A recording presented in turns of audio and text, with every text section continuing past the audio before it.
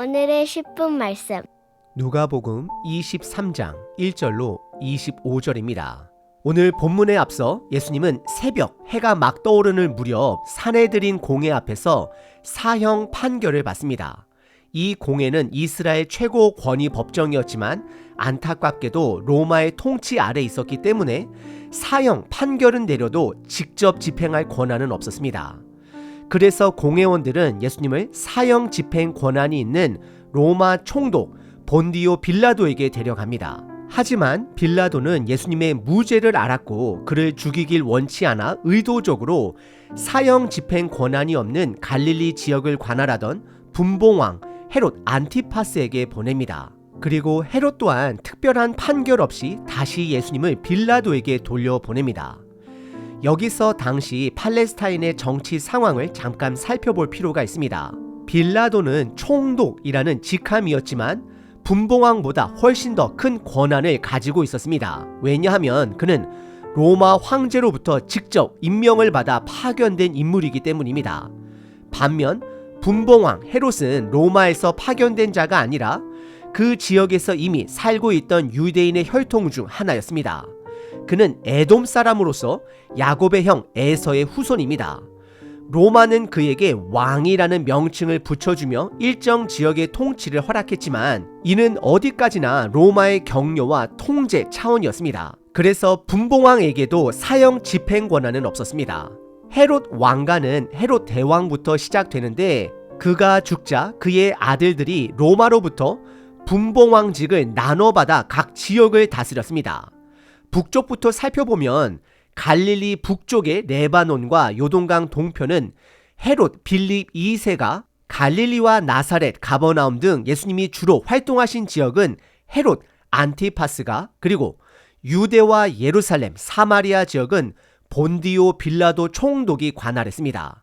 그래서 빌라도는 비록 왕이라는 명칭은 없지만 분봉 왕들보다 훨씬 더 큰 권력과 핵심 지역을 다스리고 있었습니다. 이제 다시 본문으로 돌아가 보겠습니다. 누가복음 23장은 예수님과 당시 세력의 권력자들 사이에 어떤 긴장감이 있었는지를 보여줍니다. 그런데 오늘 본문이 말하고자 하는 것은 분명합니다. 예수님에게는 죄가 없다라는 것입니다. 본문 안에서 빌라도는 3번이나 예수님에게 죄가 없다라고 선언합니다.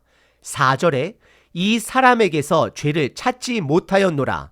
14절에 이 사람에게서 너희가 고발하는 죄를 찾지 못하였고 22절에 그에게 죽일 죄를 찾지 못하였노라. 이 말은 한 가지 사실을 강하게 드러냅니다. 예수님은 죄가 없으십니다. 진리입니다. 그런데 그분은 결국 십자가에 달려 죽으십니다. 왜입니까? 이건 단순한 억울한 희생이 아닙니다. 2가지 중요한 의미가 있습니다. 첫째, 구약의 예언이 성취된 사건입니다. 예수님은 끌려가신 것이 아니라 스스로 말씀을 이루시기 위해 십자가의 길을 걸으신 것입니다. 앞선 누가복음 22장 67절에서 예수님은 이렇게 말씀하십니다. 내가 말할지라도 너희가 믿지 아니할 것이요 내가 너희들에게 물어도 너희가 대답하지 아니할 것이다 라고 말씀하십니다. 예수님은 왕으로서 자신이 고난당하고 죽임당할 것을 알고 계셨습니다. 그리고 그 말씀을 이루기 위해 고난을 감수하신 것입니다. 둘째, 진리와 먹고 사는 문제 사이의 충돌을 보여주고 있습니다. 다시 말씀드립니다. 진리와 먹고 사는 문제 사이의 충돌을 보여주고 있습니다. 사람은 누구나 먹고 살아야 합니다. 생존은 중요합니다. 하지만 먹고 사는 문제에 끌려가면 진리를 잃어버릴 수 있습니다. 오늘 공회원들과 빌라도 그리고 군중들은 진리를 알면서도 각자의 이익, 생존, 정치적 안정을 위해 예수님을 외면하고 십자가에 못 박았습니다. 우리는 여전히 이런 영적 싸움 안에서 살아갑니다. 오늘 하루의 생존도 중요하지만 우리가 왜 사는지, 어디로 가는지를 알려주는 진리는 더욱더 중요합니다. 마치 배가 기름 없이 움직일 수 없지만 나침판 없이는 길을 잃고 표류하듯이 말입니다. 진리는 삶의 나침판입니다. 예수님은 우리에게 일용할 양식을 주십니다. 하지만 세상은 그보다 더 많은 것을 요구하며 마치 배 안에 노래방과 같은 부가시설을 채워야 한다라고 유혹합니다. 오늘 본문은 우리에게 도전합니다. 진리를 붙드십시오. 먹고 사는 문제는 그 다음입니다. 진리를 지킬 때 먹고 사는 문제도 결국 주님이 책임지십니다. 예수님은 죄가 없으신 분이십니다. 그러나 세상은 그분을 죄인으로 몰아갔습니다. 그 갈등 한복판에서 우리는 선택해야 합니다. 먹고 사는 문제로 진리를 타협할 것인가, 아니면 진리를 붙들고 담대하게 살 것인가. 오늘 본문은 세 부분으로 나눌 수 있습니다. 첫 번째는 빌라도 총독의 신문, 두 번째는 헤롯 분봉왕의 신문, 마지막 세 번째는 빌라도 총독의 최종 선고입니다. 첫 번째 본문은 빌라도 총독의 신문입니다. 1절부터 7절입니다. 1절을 보면 사내들인 공회원들이 예수님을 데리고 사형 집행권이 있는 본디오 빌라도 총독에게 갑니다. 그리고 2절에서 예수님을 세 가지 죄목으로 고발합니다. 그런데 그 중에는 명확한 거짓 고발도 포함되어 있습니다. 첫째, 예수님이 백성을 미혹했다라고 고발합니다. 이건 로마 총독 입장에서 민감한 문제입니다. 민중이 선동되면 로마 입장에선 곧 군사적 반란으로 이어질 수 있기 때문입니다. 둘째는 세금 문제입니다. 예수님이 가이사에게 세금을 바치지 말라고 했다라고 고발합니다. 하지만 이는 왜곡된 거짓 고발입니다.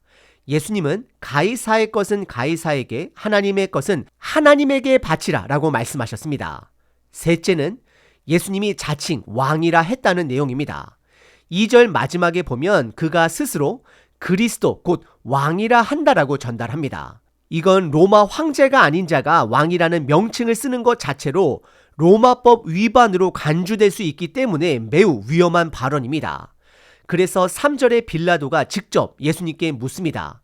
내가 유대인의 왕이냐? 그러자 예수님은 내 말이 옳도다라고 대답하십니다. 이것은 왕이라는 사실을 직접 선포한 것이 아니라 이방인 빌라도의 입을 통해 예수님의 정체가 왕이 되심을 드러내는 장면입니다. 이후 4절에서 빌라도는 유대 지도자들에게 말합니다. 이 사람에게서 아무 죄를 찾지 못하였노라. 이것이 빌라도의 첫 번째 무죄 판결입니다.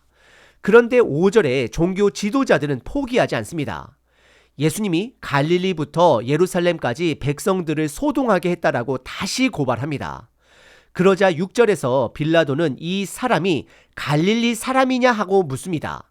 그리고 7절에 예수님이 갈릴리 출신임을 알고는 그 지역을 담당하는 헤롯 안티파스 분봉왕에게 예수님을 보냅니다. 그런데 마침 그때는 6월절이었습니다. 헤롯도 유대 절기를 맞아 예루살렘에 와 있었습니다.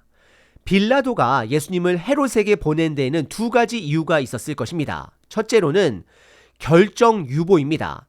즉 잠시 판결을 미루기 위함이고, 둘째는 헤롯의 의견을 듣기 위한 정치적 계산입니다. 하지만 빌라도는 분명히 알고 있었습니다. 헤롯 분봉왕에게는 사형 집행 권한이 없었다라는 것을요. 따라서 이 장면에서도 빌라도는 예수님을 죽일 의사가 없었음이 다시 한번 드러납니다. 두 번째 본문은 헤롯 분봉왕의 신문입니다. 8절서부터 12절입니다. 헤롯 안티파스는 예수님을 그리스도로 인정하지 않은 자입니다. 그는 예수님께 관심은 있었지만 진지하게 받아들이지 않았습니다. 그저 예수님을 기적을 일으키는 마술사쯤으로 여긴 사람입니다. 그래서 8절을 보면 예수님이 자기에게로 오셨다는 소식을 듣고 기뻐합니다. 왜냐하면 그동안 예수님의 기적과 소문을 많이 들었기 때문입니다. 그는 예수님이 멋진 기적을 한번 보여줄 것을 기대했습니다. 하지만 9절에 보면 예수님은 그 어떤 말도 하지 않으십니다. 헤롯이 질문해도 예수님은 침묵하십니다. 왜냐하면 그의 마음의 중심을 아시기 때문입니다. 그러자 10절에 종교 지도자들은 다시 예수님을 심하게 고발합니다. 그리고 11절에서 헤롯은 군인들을 시켜 예수님을 조롱하고 희롱합니다. 더 나아가 왕 같은 옷을 입혀 조롱하고 결국 예수님을 다시 빌라도 총독에게 보냅니다. 그리고 12절에 중요한 말씀이 있습니다. 헤롯과 빌라도가 전에는 원수였으나 그 날에 서로 친구가 되니라. 이 말은 두 사람 모두 예수님을 죽일 만큼의 죄를 찾지 못했지만 그를 문제거리로는 인식했다라는 점에서 공감대가 생겼다라는 뜻입니다. 헤롯도 어떤 유죄도 선포하지 않았습니다. 단지 예수님을 조롱하고 다시 사형 집행권이 있는 빌라도에게 돌려보낸 것입니다. 세 번째 본문은 빌라도 총독의 최종 선고입니다. 13절서부터 25절입니다. 13절과 14절을 보면 빌라도는 예수님을 고발했던 대제사장들과 관리들, 백성들을 다시 불러 모읍니다. 그리고 말합니다. 너희가 이 사람을 백성을 미혹하는 자라고 내게 끌고 왔지만 내가 신문에 보니 너희가 고발한 그 죄목을 조금도 찾지 못했다라고 말합니다. 이게 두 번째 무죄 선언이 됩니다. 15절에서 그는 분봉왕 헤롯도 그의 죄를 찾지 못하고 다시 나에게 보냈다라고 말을 합니다. 그리고 이어서 말을 합니다. 그가 죽을 만한 죄를 행한 것이 없다. 그러니 때려서 놓아주겠다. 즉 처벌은 하되 죽이지 않겠다라는 것입니다. 하지만 18절에 보면 군중들은 그의 말에 격렬히 반발합니다. 오히려 그 순간 폭동이 일어날 조짐까지 보입니다. 그래서 18절과 19절에 보면 빌라도는 두 사람 중 하나를 놓아주겠다라는 제안을 합니다. 하나는 예수님, 다른 하나는 바나바입니다. 바나바는 밀란과 살인죄로 감옥에 갇힌 자였습니다. 이 장면은 빌라도가 예수님을 풀어주기 위해 정치적 타협안을 제시한 것으로 볼 수 있습니다. 하지만 백성들은 이미 먹고 사는 문제를 통갈하고 있는 종교 지도자들의 권력 앞에 넘어가고 있었습니다. 그래서 그들은 예수가 아니라 바나바를 놓아달라고 외칩니다. 그리고 예수님을 십자가에 못 박으라 외치게 됩니다. 22절에서 빌라도는 세 번째로 말합니다. 이 사람이 무슨 악한 일을 하였느냐? 나는 그에게서 죽일 죄를 찾지 못하였다. 이게 빌라도의 세 번째 무죄 선언입니다. 비록 누가복음에는 생략되었지만 마태복음 27장 19절에 보면 이런 장면이 있습니다. 빌라도의 아내가 꿈을 꾸고 예수님을 의인이라 말하며 이렇게 전달합니다. 그 사람에게 아무 상관도 하지 마소서. 오늘 꿈에 그 사람 때문에 내가 애를 많이 태웠나이다. 이 말씀은 예수님이 단순히 죄가 없는 정도가 아니라 의로운 분 되심을, 특별한 분 되심을 보여줍니다. 그리고 그 사실을 빌라도도 알고 있었다라는 것을 드러냅니다. 그런데 결국 23절에서 군중들의 소리가 점점 더 커지자 성경은 이렇게 기록합니다. 그들의 소리가 이긴지라. 진리가 졌다라는 말이 아닙니다. 진리를 외면한 인간이 진 것입니다. 빌라도는 진리를 알면서도 자기의 자리와 안정을 선택합니다. 먹고 살 것을 걱정한 것입니다. 그래서 24절에 그는 군중들의 요구대로 십자가형을 언도합니다. 그리고 25절에서는 바나바를 풀어주고 예수님을 넘겨줍니다. 빌라도는 분명히 예수님이 죄가 없는 분 되심을 알고 있었습니다. 세 번에 걸쳐 무죄를 선언했고 다른 복음서에서는 그의 아내까지도 예수님의 의로움을 증언합니다. 하지만 그는 진리보다 자기의 안위, 먹고 사는 문제를 선택합니다. 그래서 예수님을 죽이는 결정을 내리게 됩니다. 그럼에도 불구하고 우리는 여기서 중요한 복음의 메시지를 봐야 합니다. 예수님은 단지 세상의 재판에 억울하게 당한 피해자가 아닙니다. 예수님은 진정한 왕 되십니다. 예수님은 이 십자가 사건을 통해 말씀을 성취하시고 스스로 십자가형을 주도하셨습니다. 사람들의 선택과 외침, 권력자들의 타협 속에서도 예수님은 진리를 따라 묵묵히 왕의 길을 걸어가셨습니다. 오늘 본문을 보면 예수님은 세 번 재판을 받으십니다. 처음은 빌라도 총독 앞에서, 그 다음은 헤롯 분봉왕 앞에서, 그리고 다시 빌라도에게로 돌아오십니다.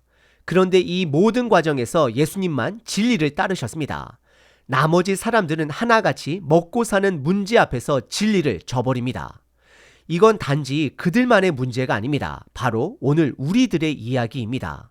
종교 지도자들은 예수님의 드러난 권위 앞에서 굴복하기보다는 자기 자리를 지키기 위해 백성들을 선동합니다. 백성들은 진리가 눈앞에 있었음에도, 경험했음에도 불구하고 종교 권력과 생존의 눈치를 보며 휩쓸립니다. 로마의 강력한 권력을 가진 빌라도 총독도 마찬가지입니다. 누구보다도 예수님이 죄가 없다라는 걸 잘 알고 있었습니다. 누가복음 23장에서 세 번이나 무죄 선언을 합니다. 그런데도 결국에는 군중의 소리에 밀려 십자가형을 언도합니다. 먹고 사는 문제에 진리를 판 셈입니다. 헤롯 분봉왕은 직접 대적하지는 않았습니다. 하지만 그에게는 진리에 대한 관심조차 없었습니다. 예수님을 희롱하고 조롱하며 다시 빌라도에게 돌려보냅니다. 그는 진리를 무시한 자입니다. 이제 우리 자신에게 물어봐야 합니다. 나는 어디에 더 집중하고 있는가? 진리인가? 먹고 사는 문제인가? 물론 먹고 사는 문제는 중요합니다. 하지만 진리는 더 중요합니다. 생명입니다.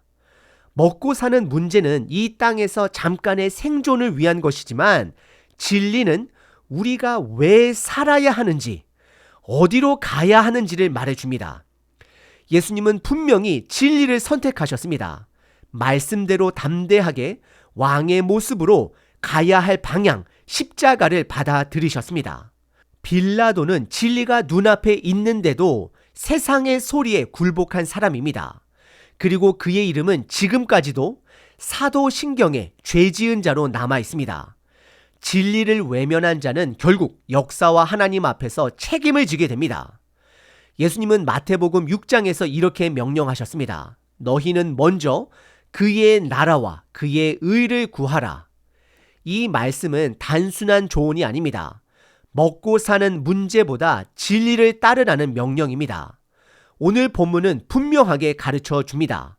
먹고 사는 문제로 타협하는 순간 진리를 잃어버리게 됩니다. 다시 말씀드립니다. 먹고 사는 문제로 진리를 타협하는 순간 진리를 잃어버리게 됩니다. 여러분, 우리 삶의 동기와 방향이 예수님의 진리이길 간절히 기도합니다. 마태복음 6장 33절 너희는 먼저 그의 나라와 그의 의를 구하라. 그리하면 이 모든 것을 너희에게 더하시리라.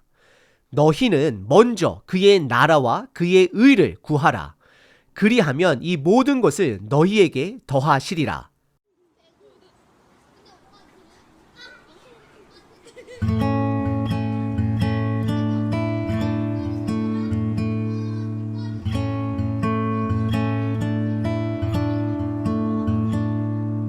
먼저 그 나라와 의를 구하라.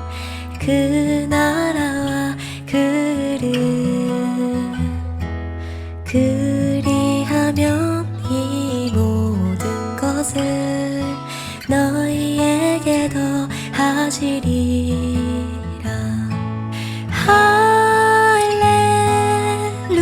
할렐루야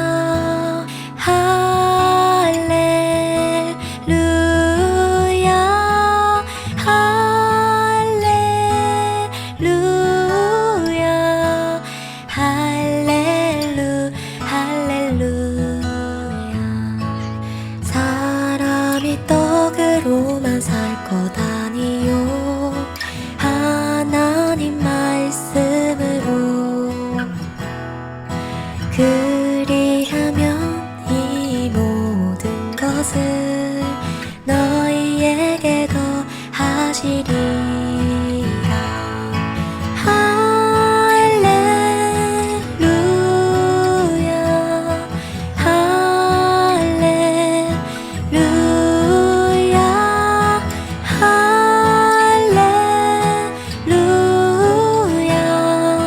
할렐루야 할렐루야.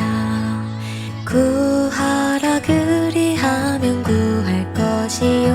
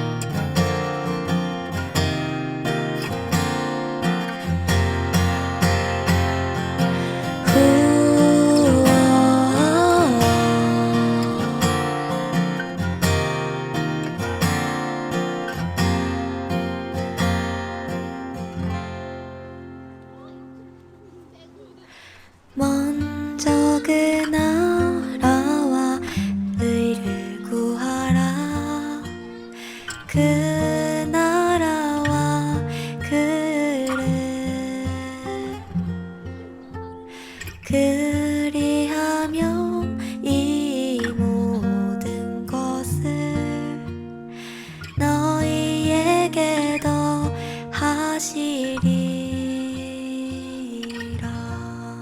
항상 기뻐하라. 쉬지 말고 기도하라. 범사에 감사하라.